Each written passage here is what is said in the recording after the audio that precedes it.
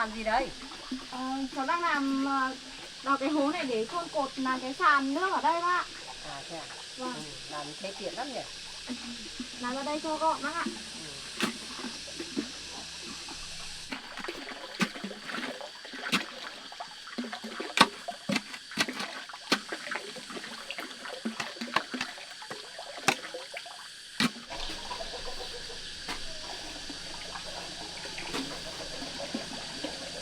Bao giờ thì củ tiêu tốt có thế nhỉ? Mình đào lấy cái đây ra mình trồng cái củ tiêu một luống.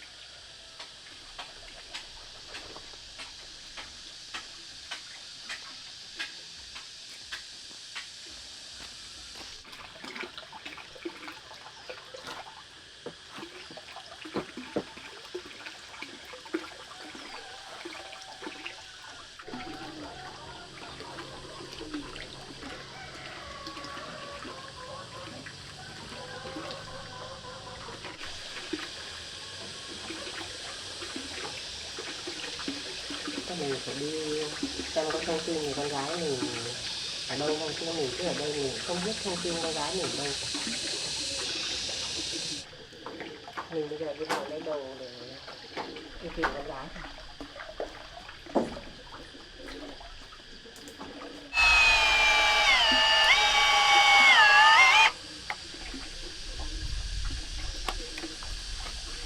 Cháu à, lên đây bác nói chuyện một tí. Dạ vâng.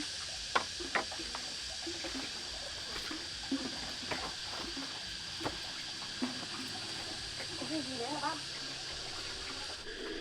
Bây giờ bác muốn đi hỏi tìm thông tin của con gái bác. Bây giờ xem là nó ở đâu. Nhưng mà bây giờ đi tìm thì biết tìm ở đâu hả bác? Để bác đi hỏi mấy chỗ xem có thấy thông tin của con bé không. Không có ở đây bác không yên tâm. Vâng. Thì bây giờ bác thử đi hỏi xem có ai biết thông tin về con gái bác không.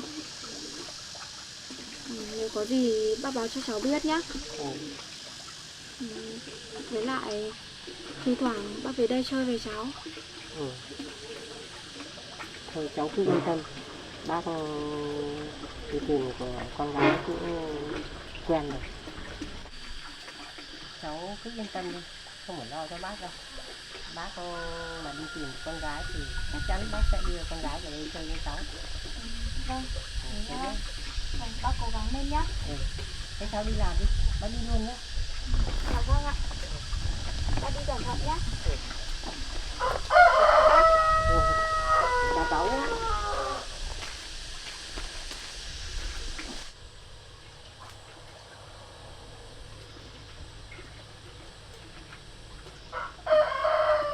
Mong là bác Lam sẽ tìm thấy con gái của mình.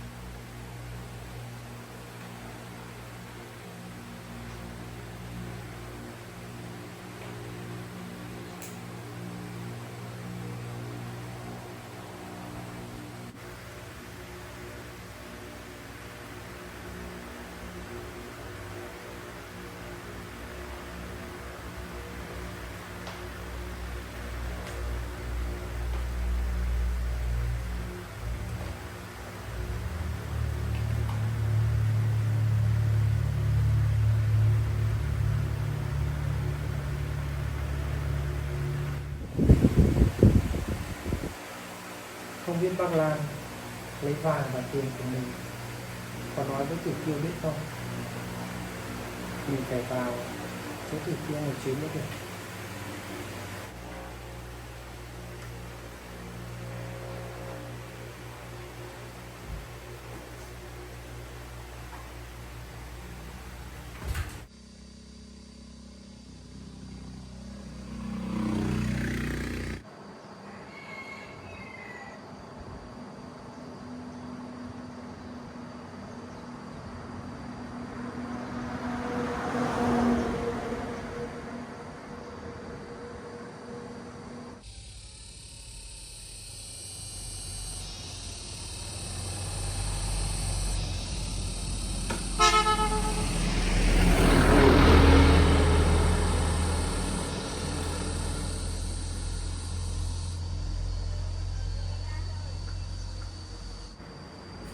Anh lấy ga thôi.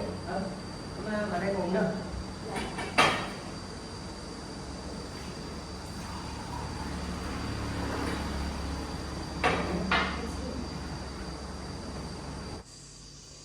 Anh ở nhà mà sao em nhắn tin thì không thể anh trả lời, em gọi cho anh thì cũng không thể anh nghe máy nữa. Thế à? Anh có chút việc anh không để ý. Thế em tìm anh có việc gì? Em gọi mãi mà không thấy anh nghe máy, nên em lo lắng quá đến nhà tìm anh ạ. Nhìn anh sao, có chuyện gì mà trông căng thẳng vậy? Ra anh cũng có chút chuyện về công việc em ạ. Rồi thì anh cũng có thay mặt cho anh Sáng ký một hợp đồng với bên công ty Thiên Trường làm chung với một dự án đó, và người ta đã đề nghị mình đã chuyển trước cho họ 25% tổng giá trị của dự án, thì bên họ sẽ đầu tư mua máy móc và thiết bị. Anh cũng đã chuyển số tiền đấy cho kế toán bên họ. Là trước giám đốc bên công ty Thiên Trường cũng đã tìm và gặp anh, và ông ấy đã bảo là tiếp nhận được số tiền đó. Anh là người chuyển hay là ai trong công ty chuyển với anh? Số tiền đấy thì đi tay anh chuyển. Lạ nhỉ, sao anh chuyển rồi mà họ lại bảo không nhận được? Thế anh Sáng đã biết chuyện này chưa anh? Anh Sáng là bác gái đều biết chuyện này rồi em ạ. Dạ. Mà bác gái còn nghi ngờ anh là đã lấy số tiền này. Thế bác gái nói như vậy thì anh Sáng có nói gì anh không? Anh Sáng cũng không em ạ. Anh lấy thì để bác báo sẽ làm lên, nên là anh Sáng cũng bảo anh là thôi cứ đi về để anh điều tra và làm rõ việc này. Mà bây giờ anh không biết phải làm thế nào. Anh nói như vậy thì em thấy chắc vấn đề cũng nằm ở bên công ty Thiên Trường kia rồi anh ạ. Thế công ty đấy ở đâu mà giám đốc là ai vậy ạ? Công ty đấy thì cũng ở gần đây thôi. Còn giám đốc công ty đấy chú ý tên là Tuấn em ạ. Thế anh có thông tin cụ thể về công ty bên đấy không anh? Anh có mà, trước khi hợp tác thì anh cũng đã tìm hiểu về công ty này rồi. Thế anh cho em xem. Đấy, anh đang tìm hiểu về công ty đó. Đây công ty đấy đây này. Đấy. Trước khi hợp tác thì anh cũng đã điều tra và làm rõ. Đây cũng là một công ty khá là lớn đấy ạ. Đây này anh này, địa chỉ công ty đấy thì cũng ở đây này, mà cũng gần đây thôi nhỉ. Vâng, cũng cách công ty mình cũng chưa đầy 5 cây nhỉ.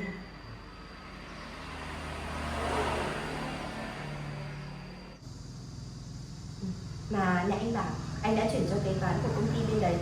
Thế anh đã tìm kế toán đến và làm việc chưa anh? Anh chưa em ạ. Là cô kế toán đấy thì cũng nghỉ việc ở đấy rồi.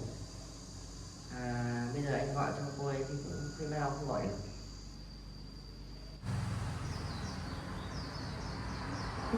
Công ty bên này đang tuyển kế toán này anh. Sao lại có sự trùng hợp như vậy nhỉ? Em nghĩ anh nên điều tra từ kế toán của công ty bên đấy anh ạ. Để anh sẽ nhờ người mà điều tra về cô kế toán này em ạ. Dạ vâng. Ở đây anh có hợp đồng mà anh đã ký với bên công ty thiên trường đấy không ạ? Có đây, anh giữ. Cho anh nghe. Anh cũng đang tính có là anh đi không, anh bán cái nhà này đi để giải quyết trước mắt đã. Cái ngôi nhà này thì sẽ không thể đủ với số tiền này em ạ.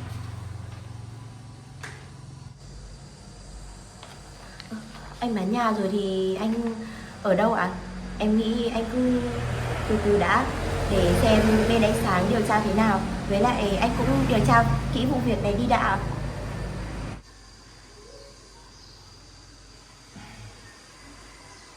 Anh ạ, em nghĩ cái số tiền này cũng rất là lớn.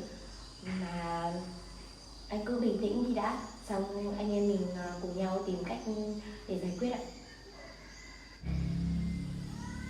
Mà giờ em cũng có chút việc. Thôi, anh ở đây anh tìm hiểu về cô kế toán kia đi. Xong có thông tin gì anh báo lại cho em nhé. Anh cất của em rồi. Anh đi trước này ạ. Anh đi nhé. Vâng.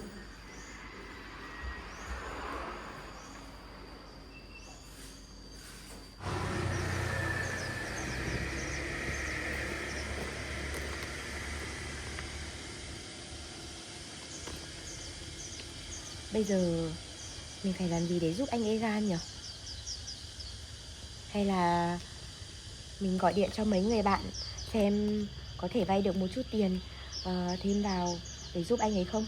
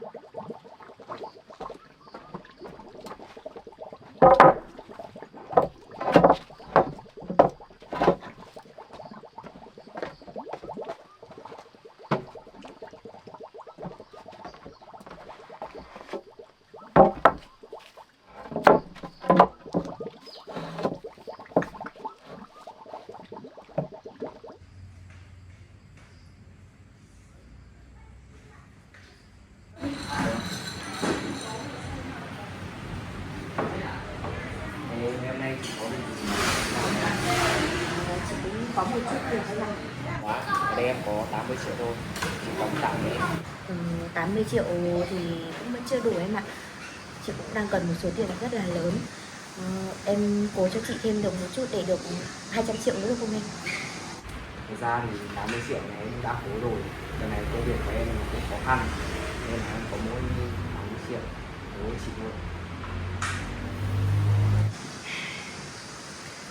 Chị cũng biết đợt này công việc cũng khó khăn. Thôi thì 80 triệu này em cứ cho chị vay trước. Hôm nào có thì chị trả cho em luôn. Đây là 80 triệu, chị cứ tính lại đi.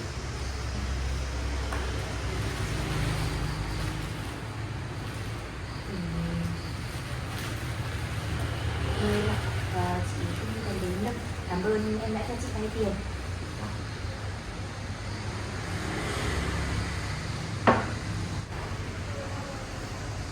Em nhớ trước chị đi học bên Nhật cơ mà, bao giờ chị đã về rồi? Chị cũng có một chút việc nên phải về trước một thời gian.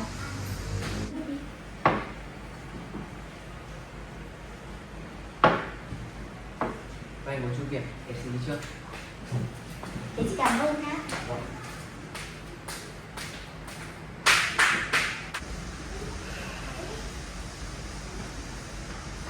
$80 triệu này cùng 100 triệu của chị Hương nữa cũng vẫn chưa đủ. Hay là mình thử gọi cho mẹ hỏi xem mẹ có giúp mình được gì không nhỉ?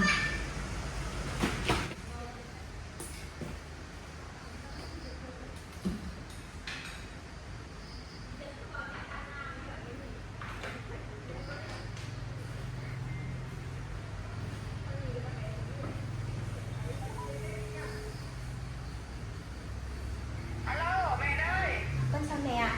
Mẹ ơi, mẹ có bận việc gì không? Con có thể nói chuyện với mẹ một chút được không ạ? Mẹ không có việc gì đâu, con cứ nói đi. Dạ, con đang cần một số tiền khá là lớn. Mẹ có thể cho con vay 500 triệu được không ạ? Con làm gì mà cần số tiền lớn thế? Con có một chút việc nên là đang cần luôn. Mẹ có thể cho con mượn trước được không ạ?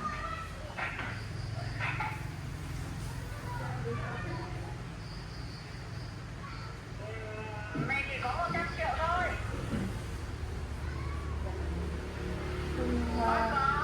Có cần thì mẹ chuyển cho, chứ bây giờ nhiều thế mẹ không có đâu.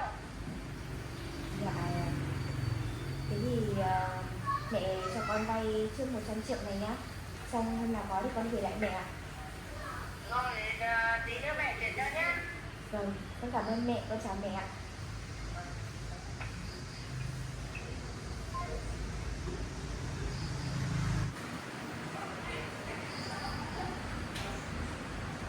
Bây giờ phải làm sao nhỉ?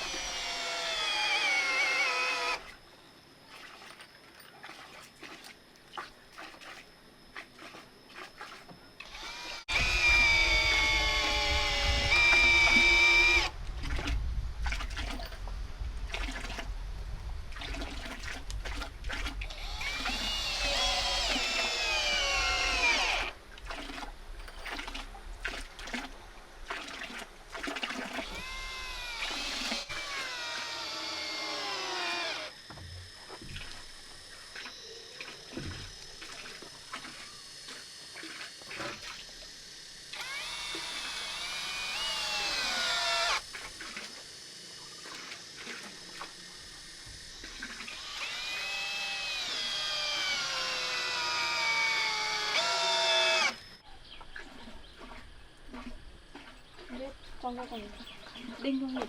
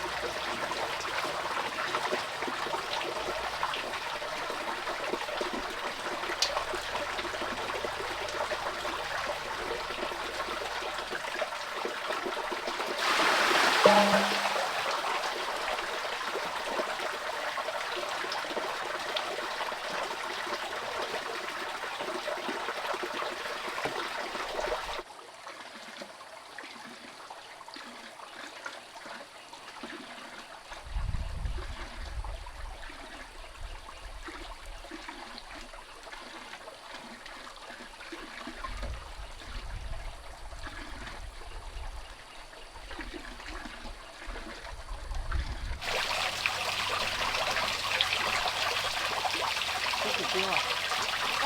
Vâng, có Đang anh ạ. làm gì vậy? Tôi đang làm cái việc anh ạ. Anh muốn vào công trường nữa ạ.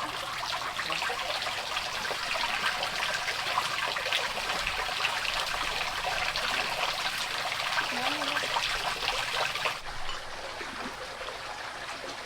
Tôi sẽ tận lực ăn nước cho nó gọn gàng và đẹp. Cảm ơn anh ạ. Mình ăn nước ạ.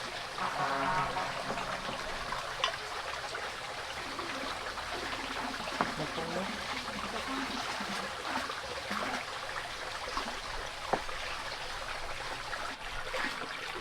Tôi tưởng ở đây có bác tên là Lan ở đây cùng cô mà. Dạ vâng, đúng rồi ạ. Bác Lan ở đây với tôi.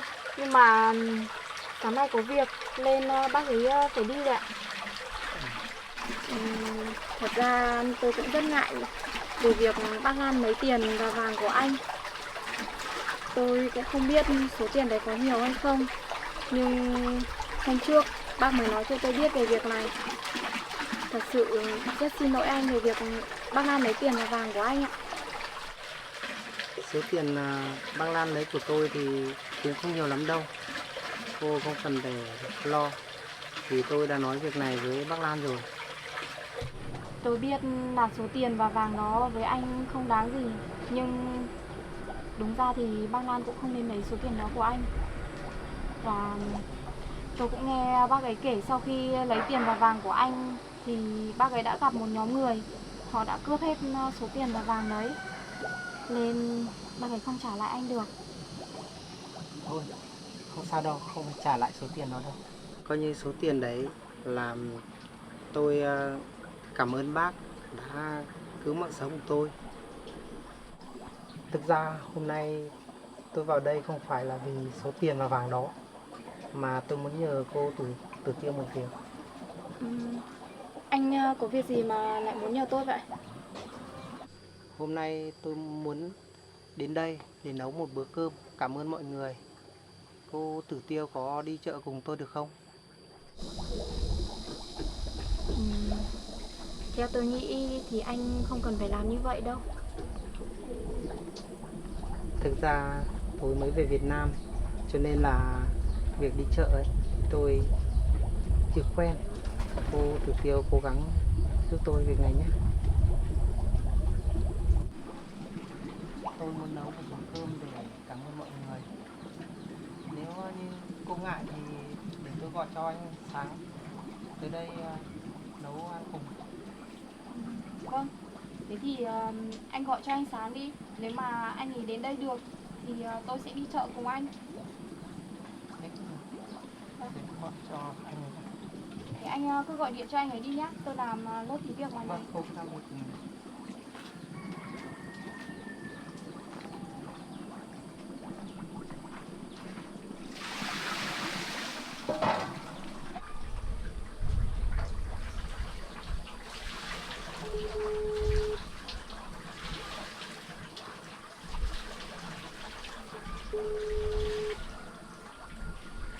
Alo ạ? Anh Sáng à? Dạ vâng ạ. Tôi đang ở nhà Tử Tiêu. Tôi muốn nấu một bữa cơm để mời mọi người. Thì anh bớt chút thời gian đến đây ăn cơm cùng chúng tôi được không? Dạ vâng ạ. Thì hiện tại bây giờ tôi đang bận một số công việc. Tôi sẽ sắp xếp công việc rồi sẽ đến luôn anh ạ. Vâng, thế anh bớt thời gian đến ăn bữa cơm cùng chúng tôi nhé. Dạ vâng, vâng ạ.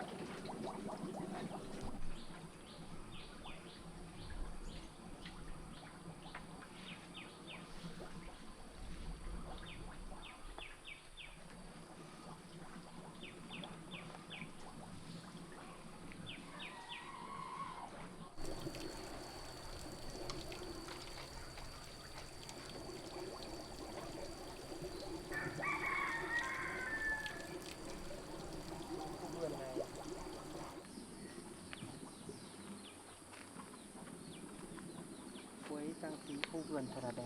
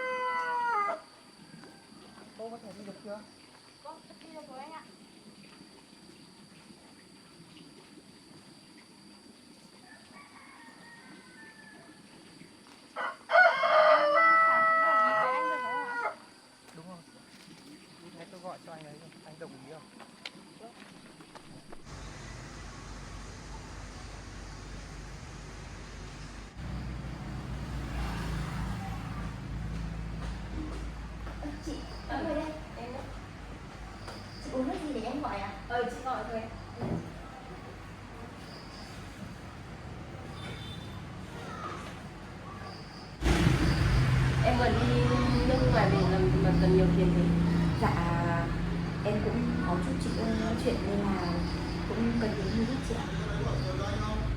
Em hỏi vợ quá chị vừa phải ra ngân hàng rút tiền như này, nhưng mà chỉ có được 100 triệu thôi.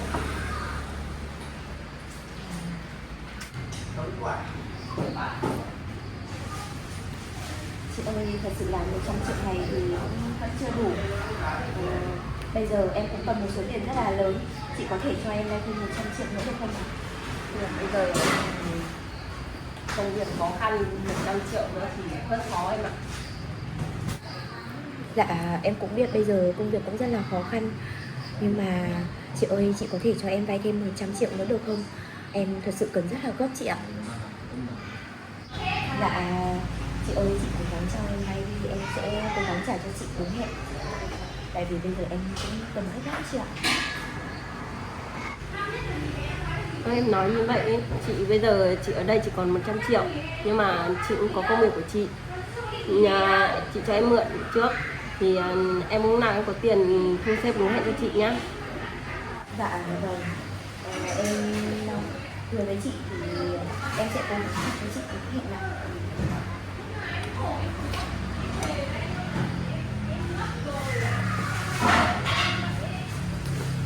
Em đúng hẹn cho chị nhá. Dạ, chị uống nước đi ạ.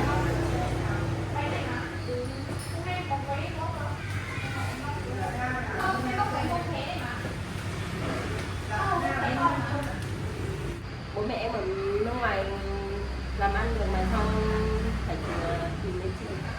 Dạ, bố mẹ em lần này cũng mới đầu tư vào một dự án. Đây, chưa cho được tiền luôn chị ạ. Em hỏi vay chị trước.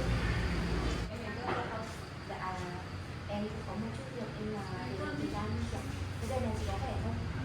Thì lần này chị cũng khỏe. Em dùng cái code cho chị.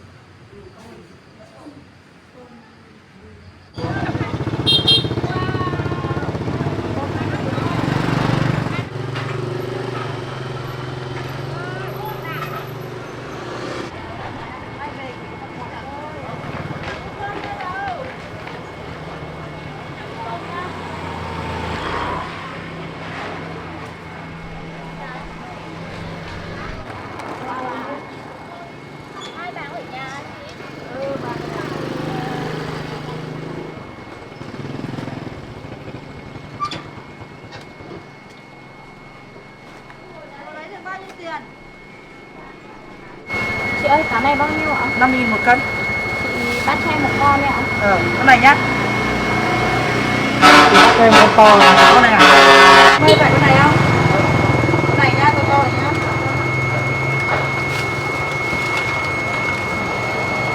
Em ơi, con này 7.000. Cân tí ạ. Em ơi. Xin nhá.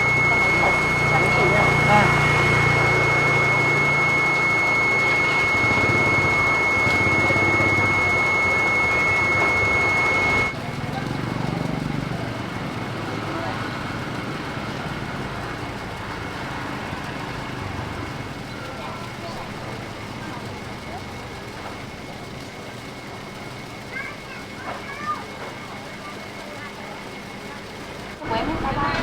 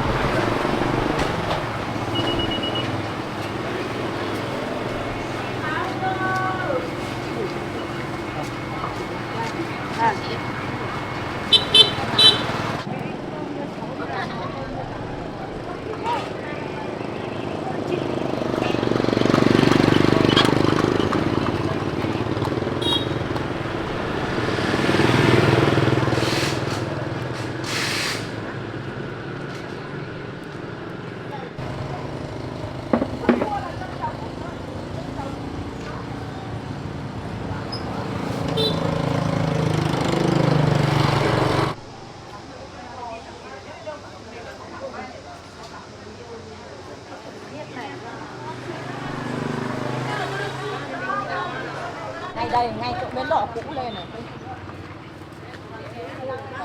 thì ông giật xong đến quán nhân dân đó. Ông giật xong phát nhân dân rồi.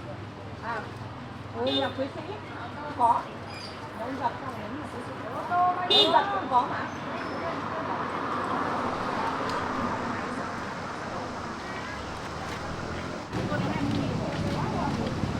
Này từ bóng em ơi. Chị ơi em gì cho em? Mấy củ xả đấy. Đó.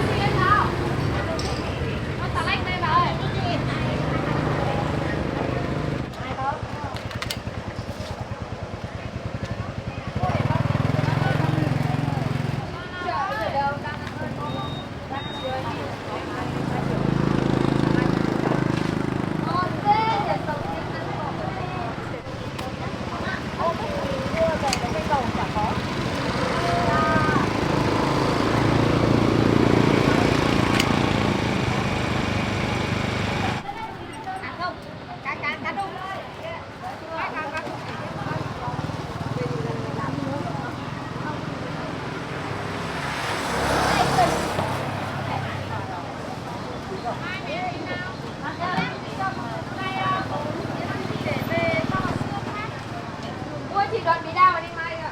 Các chị. Đây.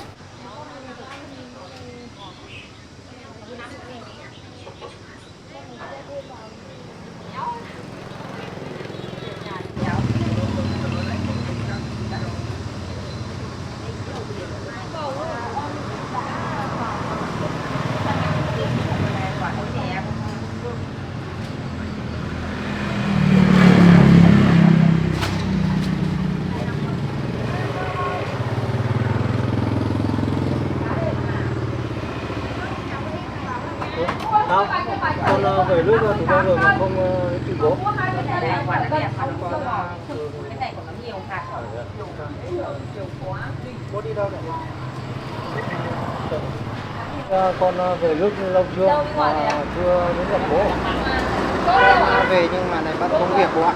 Nên là con chưa đến gặp bố. Đấy là anh trai à? Thế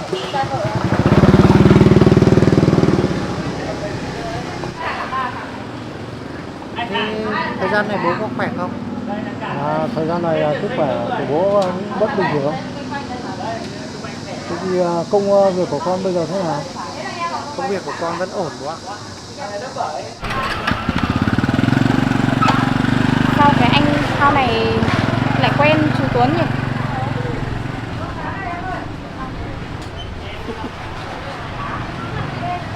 Đi làm cá rồi.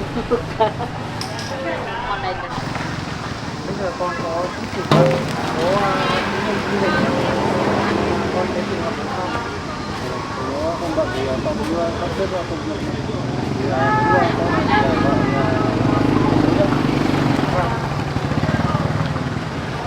thế có gì thì nhớ gọi điện cho bố nhé.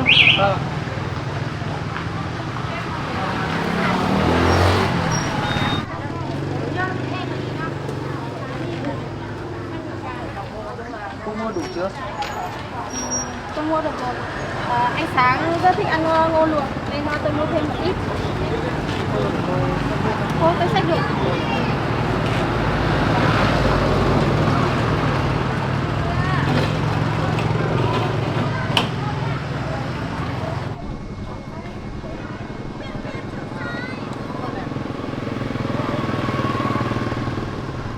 Cửa hàng này rất nhiều quần áo đẹp. Tôi mua cho cô vài bộ nhé. Thôi không cần đâu anh ạ. Tôi cũng có rất nhiều quần áo rồi. Với lại tôi nghĩ bây giờ chúng ta lên về thì còn nấu ăn nữa. Tôi đi vào đây tôi mua cho cô mấy bộ. Thôi tôi có nhiều quần áo rồi không phải mua đâu anh ạ. Thôi đi về đi.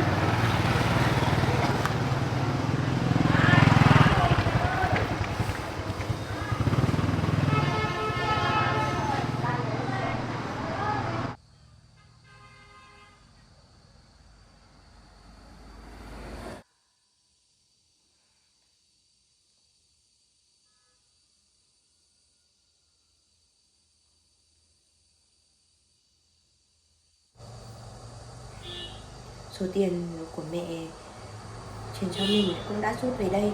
Với tiền của mình ở đây cũng chỉ được 500 triệu. Như thế này đưa cho anh ấy gan thì cũng vẫn chưa đủ. Mà mình cũng không biết gom ở đâu nữa. Giờ phải làm sao trong chuyện này, trong khi anh ấy gan chuyển tiền để làm dự án rồi mà. Không thể nào mà lại xảy ra vấn đề được. Mình tin tưởng anh ấy gan, chắc chắn là công ty Trường Phát này có vấn đề.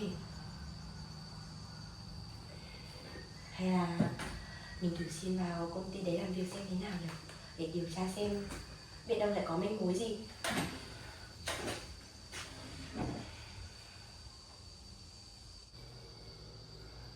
Ở đây mình vẫn còn một bộ hồ sơ, mình sẽ xin vào công ty để làm việc. Nhưng mà nghe nói công ty Trường Phát này rất khó để vào. Thôi, mình cứ xin vào, biết đâu lại được. Để vào được thì tốt, để điều tra xem có manh mối gì không. Thôi, mình cứ đi đến công ty Trường Phát xem thế nào.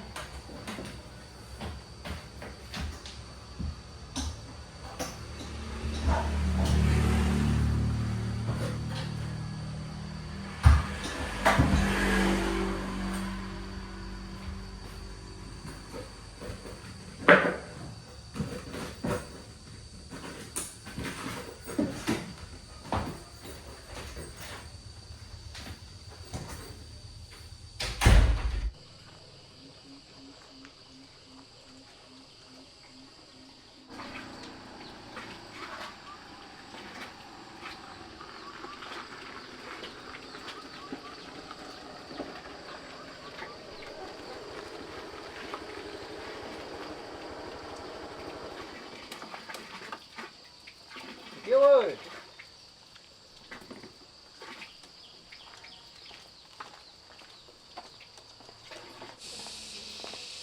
Tiêu ơi! Cô đi đâu mà đóng cửa? Tiêu ơi!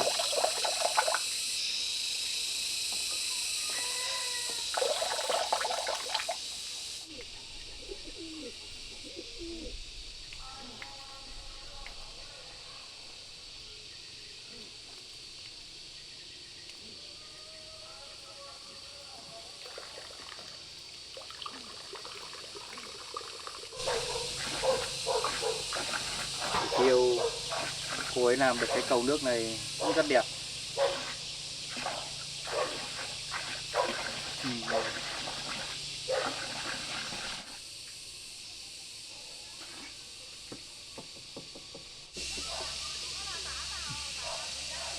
Cô ấy làm cầu nước bằng cái vỏ cây cọ này cũng rất bền. Đây có cái đựng nước này.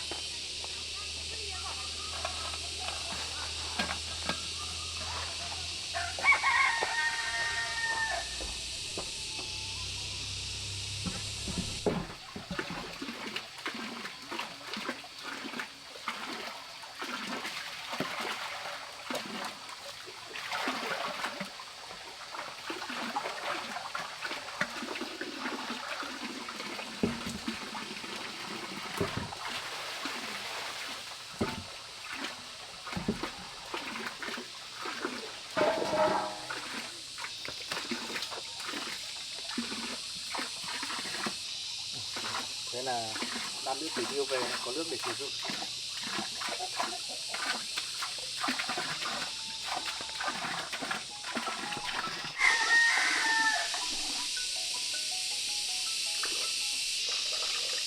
Alo.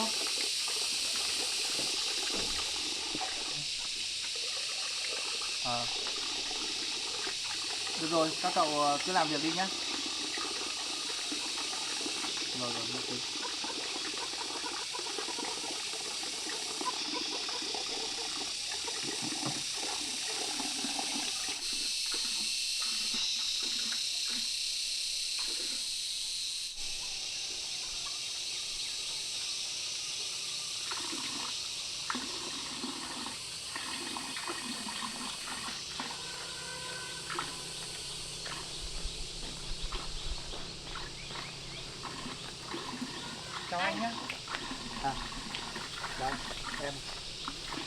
đang đi chợ mua đồ à?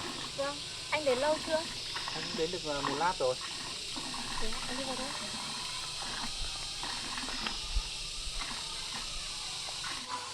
Sáng nay anh còn được uống nước. Anh cũng vừa vào để xem rồi. Mà anh với Tử Tiêu đi chợ mua được nhiều đồ đấy. Tôi Anh có đồ đây. một ít thôi để nấu cơm để cảm ơn mọi người.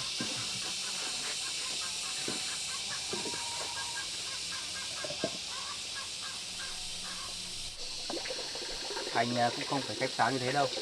Chúng tôi cũng thấy người gặp lại nên cũng cứ giúp thôi. Đó cũng là chuyện bình thường mà anh. Anh uống nước đi.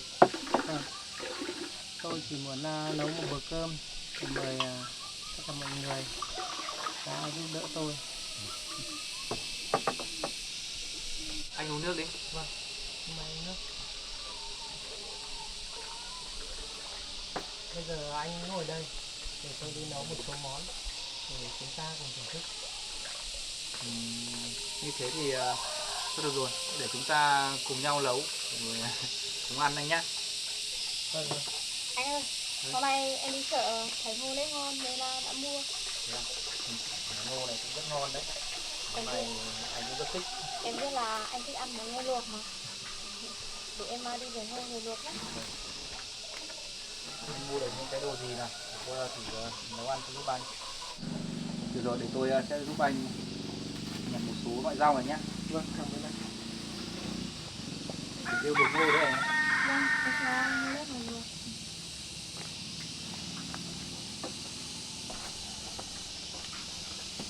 Cái cà rốt với hành tây anh gạo gọt vỏ để em làm em nhé. Dưa này anh cũng sẽ gọt vỏ cho em nhé. Vâng.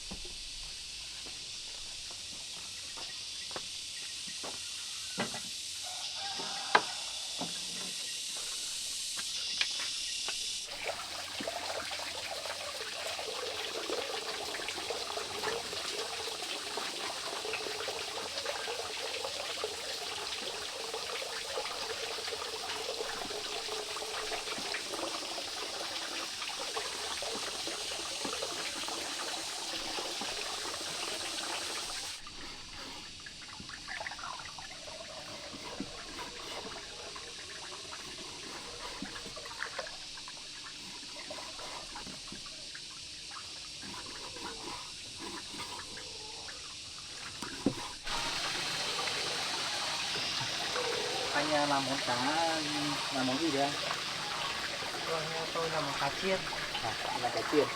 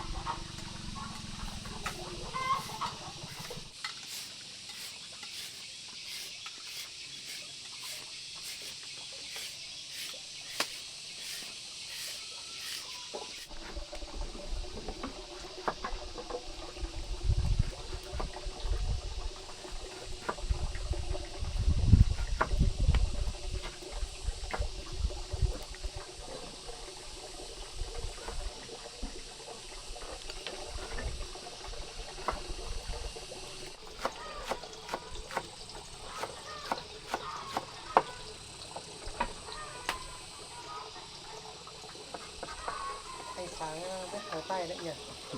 Tôi cũng không biết làm gì mấy đâu anh ạ.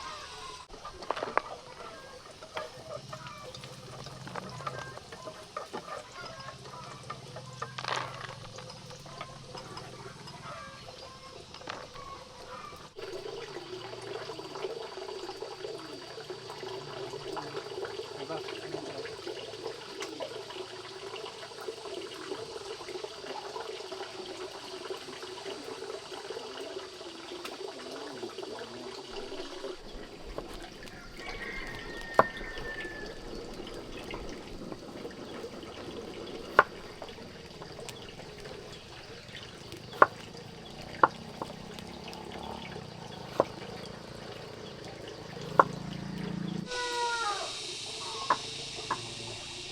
dầu đen kìa.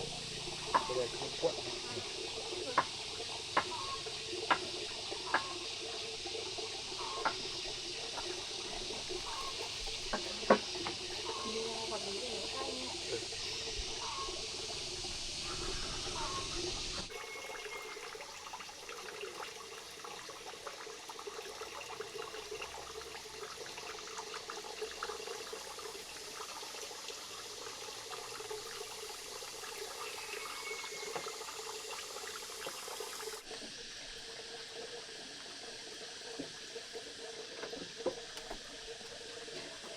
Cái nồi ngô này chắc là chín rồi. Dạ vâng, chín rồi đấy anh ạ.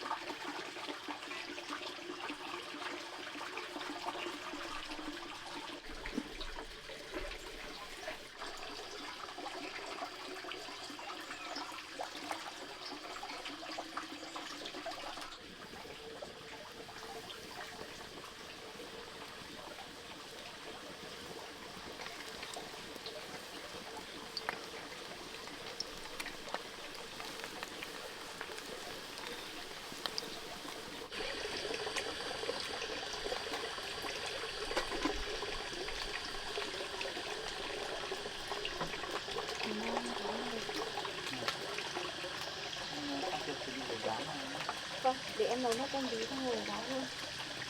Để em kiếm cái này nhé.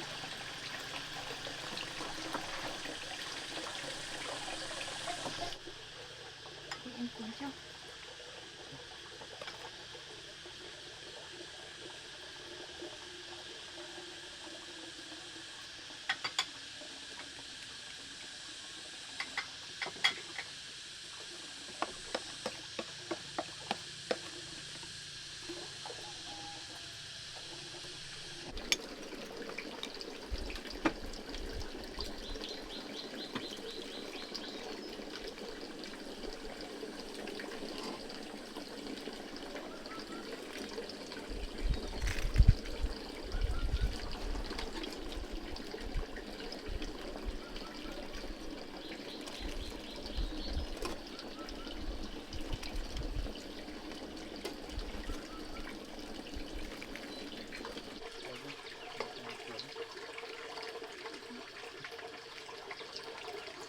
Sắp hết rồi, còn 2 cái nữa xong rồi.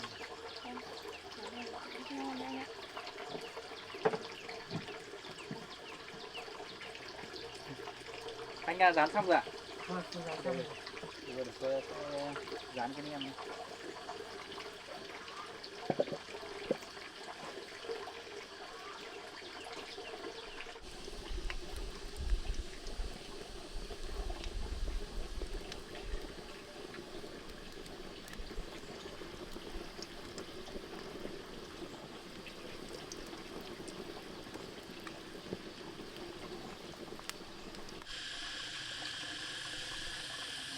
Thế rồi anh ạ. Em phải dán thôi.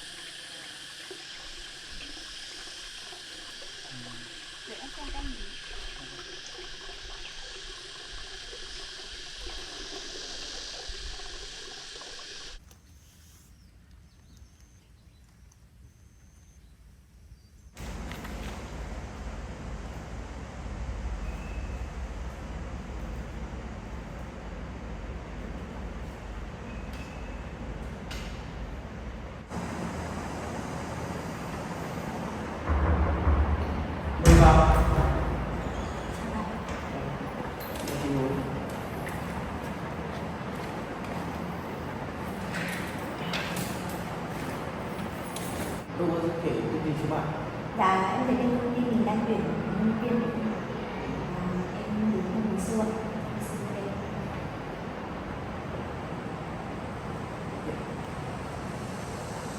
Theo hồ sơ thì bạn tên là Trang đúng không? Dạ em tên là Trang. Thì là Trang ở đâu? Dạ nhà em ở tổ 10 huyện Ninh Xuân ạ.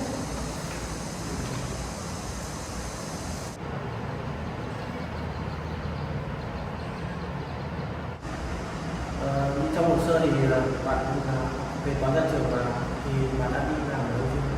Dạ em cũng đi làm vài công ty rồi ạ. Có công ty cổ phần thương mại giới hạn của em cũng có kinh nghiệm làm 5 năm rồi ạ. Chắc là thì trước em đã từng làm chuyên ngành gì ở công ty cũ? Dạ em đã làm bên trợ lý giám đốc ạ, và em làm kế toán có 5 năm kinh nghiệm ở bên công ty thương mại. Cho anh hỏi em thì em đang làm một cái công ty cũ ở Hà Nội muốn như thế thì tại sao lại muốn công ty của anh? Dạ em cũng biết đến công ty của mình cũng rất là lâu rồi, cũng biết công ty bên mình cũng rất là lớn anh ạ, nên em muốn về để gia nhập với công ty để giúp công ty mình ngày lớn mạnh hơn. Dạ điều quan trọng hơn thì em cũng muốn trở về quê hương mình để góp sức xây dựng quê hương mình ngày hôm nay. Được rồi, anh cũng xem qua hồ sơ của em rồi. Hồ sơ của em rất là tốt. Thì bên công ty của anh cũng đang thiếu một vị trí kế toán, và giám đốc của bên anh ấy, thì là đang yêu cầu là tuyển một kế toán nữ. Được rồi, bạn có thể hồ sơ đây. Tôi sẽ báo cáo lại việc này với sếp. Thì tôi sẽ liên hệ lại với bạn. Dạ vâng, em cũng cảm ơn anh ạ. Em cũng rất mong muốn được làm việc với công ty mình, mong anh giúp em nhiều hơn. Và tôi sẽ liên hệ bạn trên số điện thoại hồ sơ. Dạ vâng, em chào anh ạ. Chào bạn.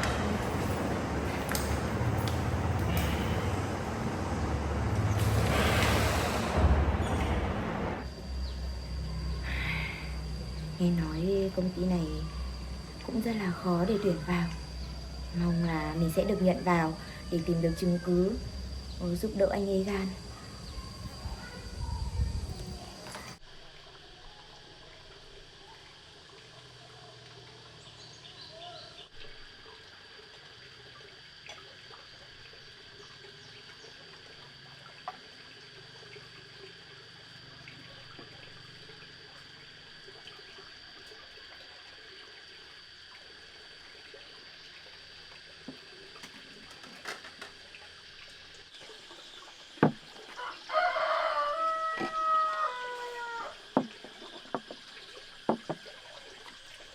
Những món ăn nấu xong hết rồi, mời hai bạn ngồi xuống cùng thưởng thức.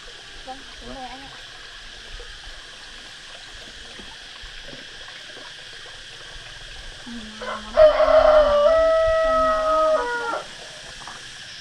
Tôi cũng không biết nấu ăn mấy đâu.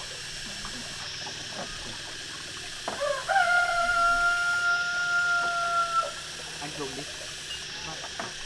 Mời anh. Anh dùng đi. Vâng, cảm ơn anh. Cái món cá chiên này của anh ấy làm thấy ngon lắm em ạ. Em ăn đi. Vâng, em xin. Em mời các Mời anh. người ăn đi. Vâng ạ. Cảm ơn anh vì bữa cơm ngày hôm nay nhé. Vâng, không có gì đâu. Tôi cũng không biết là làm món sai sẵn đâu. Vâng ạ. Thế mời các anh ạ. Em ăn đi.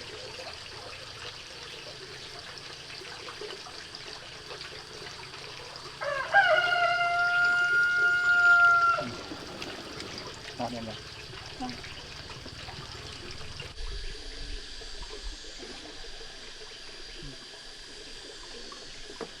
Đồ ăn thao nấu cũng rất ngon. Các anh ăn nhiều vào nhé. Vâng. Anh đến đây cũng không phải ngại đâu.